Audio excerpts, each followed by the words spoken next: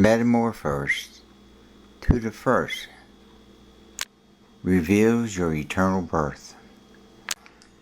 This gets explained in my series on the eternality of the human spirit. It's taken in the Gospel of John, chapter 3, where Jesus is confronted by Nicodemus. And Jesus says to him, from the Greek text, that the second birth has the same source as the first. And this first is an eternal birth, an eternal body, beget in Christ before the foundations of the world. And this life's experience was only an expression of an eternal fact. The commemoration, manifestation of eternal fact. CMEF. Commemorate, manifest, eternal fact. That's this life's experience in a nutshell, which can be explained further, because the Father explained it further. It comes up out of my human spirit, and the same truths locked up in your spirit, waiting to be worked out. When you get past secular and self-willed religious ideas, and doctrines of men, and doctrines of devils and demons, it's locked up in you, waiting to be revealed. I've shared it. I can't do any more but to share it. It's not my opinion, but the opinion of others I've read in books. It comes up before the foundation of the world, and it's the mystery hid. Christ in you, the manifestation of a lost glory of our being the offspring of God, and His coming to restore us back. Reconcile. The word reconcile in the Greek text refers to a primal base, that eternal primal base of our being in Christ.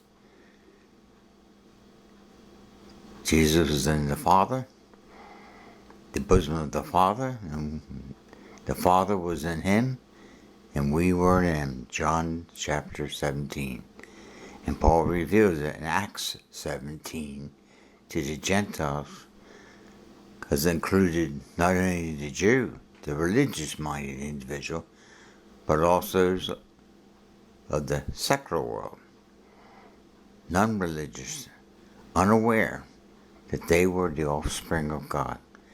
Beyond any occult idea and twisting of this, which they've done, the Mormons have done that. They use that text in Acts 17. Don't let their misunderstanding of that and twisting and distorting it turn you off to an eternal fact.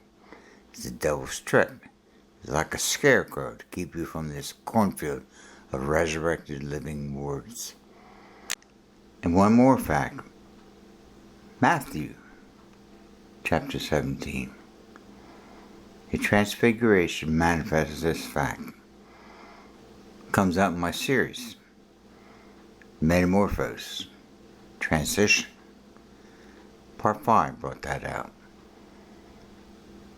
You get a chance to listen to those videos.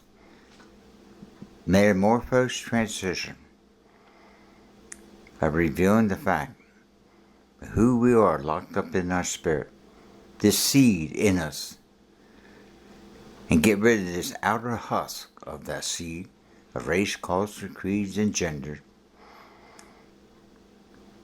and begin to realize who you are in Christ, locked up in you, the seed that's in you.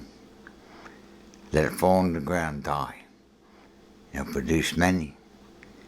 He demonstrated as a son of man.